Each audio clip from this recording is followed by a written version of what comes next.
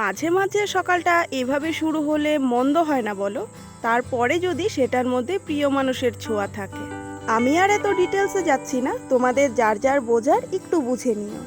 যাই হোক, ম্যাগি খেয়ে বাদবাকি কাজগুলো করে নিচ্ছিলাম। আর এই দিকে দেখো, বাবা কতগুলো কচু তুলে রেখেছে। এগুলো সব হাটে নিয়ে যাবে। আর এগুলো কিন্তু ছোলা কচু আমাদের চাষ করেছে। বেশ কয়েক মাস আগে তোমাদের সাথে একটা ভিডিও শেয়ার করেছিলাম, তখন কিন্তু গাছগুলো অনেক ছোট ছোট ছিল।